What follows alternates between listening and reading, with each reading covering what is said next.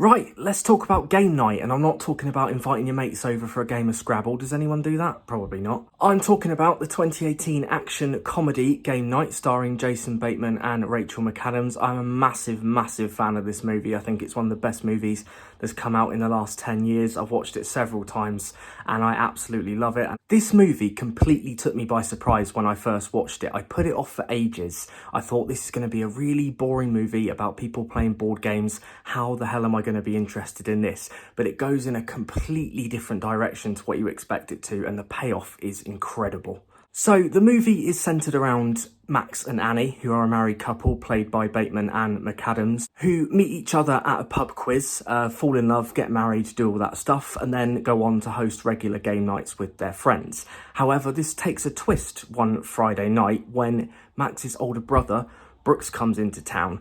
Now, Max has always been fiercely competitive and he's always been quite jealous of Brooks. And Brooks has always been the guy that's taken big risks and has ended up with the rewards, whereas Max has always kind of played safe and hasn't quite hit the heights that his older brother has hit, and as a result is feeling quite jealous. And these feelings are also having an impact on him trying to conceive a baby with Annie because they are struggling with fertility problems and all of that kind of stuff. And a lot of those issues are exacerbated by Max's anxiety towards Brooks coming to town and, you know, all of that fierce competitiveness that has kind of built up within him, which is causing a psychological pressure when it's coming to, you know, making a baby.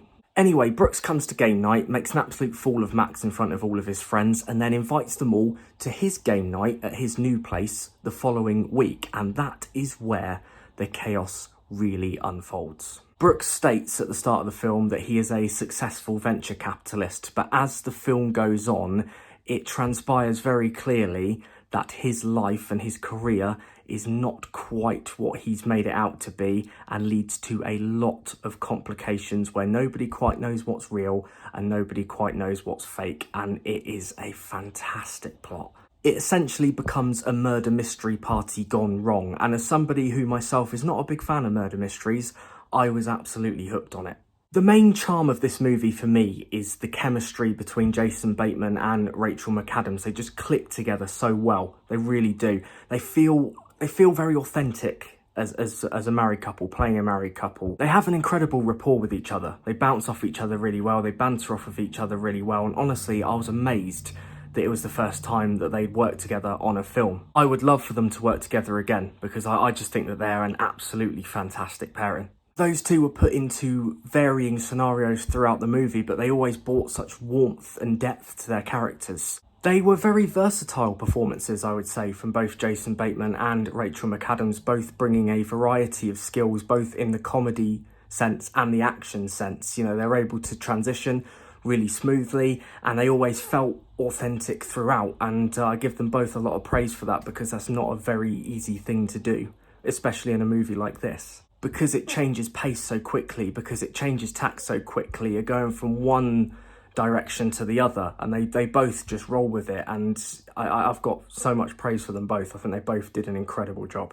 Now, we need to talk about Jesse Plemons, and we need to talk about Gary, a character that I have not mentioned yet, but Jesse Plemons absolutely stole the show in this film. Every scene he was in, he just absolutely nailed it. So he plays Gary, and Gary is Max and Annie's creepy neighbour. Gary is that weird, awkward neighbour that you just avoid talking to under any circumstances. Has a very uncomfortable presence, wears his police uniform at all times of day, even at the dead of night, which was quite funny.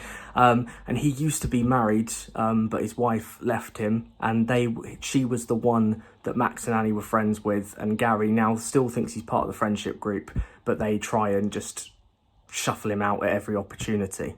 There's one funny scene in particular during the first game night where they tell all their other friends to climb in through the window and through the back door so that Gary doesn't see them, and then Brooks turns up really loudly in his car, beeps the horn, shouts at Max throughout the street, and then of course Gary is there and finds out that they're having a game night, even though Max and Annie specifically told him that that wasn't happening. But that was quite funny. But Gary does have an important role to play, especially later on in the film, and Jesse Plemons' performance is absolutely brilliant. I don't think there's any actor that could play Gary as well as he could. He gets that sort of creep factor bang on while still managing to be funny at the same time. So yeah, absolutely brilliant from him. If I'm being honest, the supporting cast are a little bit one-dimensional and don't add an awful lot to the overall plot, but they do all still have their funny moments. You've got Ryan and Sarah, who are played by Billy Magnussen and Sharon Horgan. Ryan is the naive, stupid one who gets himself into a lot of hijinks, and then Sarah's actually quite witty and smart, and she's the one that has to put up with his stupidity, which creates quite a lot of funny one-liners and little segues. And then you've got Kevin and Michelle, who are played by Lamorne Morris and Kylie Bunbury, and there's quite a funny plot between those two when Michelle accidentally admits to sleeping with a celebrity during a game called Never Have I Ever, and those two have been together since high school, and this is a massive revelation for Kevin, and he spends the rest of the movie frantically trying to guess who the celebrity was. He goes completely out of his mind. It's quite a little funny subplot. And Kyle Chandler did a fantastic job playing Brooks as well. He did that sort of smug, cocky older brother role quite well. And having been a smug, cocky older brother myself, I know exactly what it takes. And I think Kyle Chandler absolutely nailed that role. But this movie takes you on a wild ride. You know, it's very fast paced. It's absolutely filled with jokes. Is it the most well plotted out storyline? Probably not. But because the comedy's so good and because it flows so well, it doesn't really matter in the end because the payoff is still the exact same. So whilst it's not the greatest story ever told and the plot is very linear, it doesn't really matter because that's exactly what it's going for. You know, it's more about the characters and the comedy as opposed to the overall storyline, and that's why it works. The charm comes from the characters. It doesn't come from the story. It comes from rooting for Max and Annie. You want those guys to succeed because you get to know them as characters, you resonate with them, and you really want them to come out the other side successful. Game Night is a movie that subverts expectations. It's a movie that keeps you guessing. You never quite know what the next turn is going to be. Just when you've got it all mapped out and you think it's all straightforward, there's another twist, there's another turn that just makes it even more dramatic and puts the characters in potentially even more danger. And yeah, you just never really know where it's going, and that's the great thing about it. It's a completely different film to what you would expect it to be. And whilst I said that the plot was quite linear in the fact that it only really goes in one direction, it's a very, very curvy line to get to that direction. There's a lot of twists, like I said. The destination is always the same, but there's a lot of wrong turns to get there, and it provides a lot of chaos and a lot of comedy with it. So I would massively recommend that you watch this movie. Like I said, it's one of my favourites, and if you like action, if you like comedy, you will definitely like this too. So that is my take on the movie Game Night. I hope that you enjoyed it. Have you watched this movie yourself? Let me know. Are you planning to watch this movie based on this review? Let me know that too. But thank you very much for watching. I really hope that you enjoyed it. If you did enjoy it, please consider leaving a like on there for me. And if you're new around here and you like what you see, why not get subscribed so that you can be notified of future videos like this one? Comment below any thoughts and suggestions that you may have. Take care of yourselves, and I'll see you next time.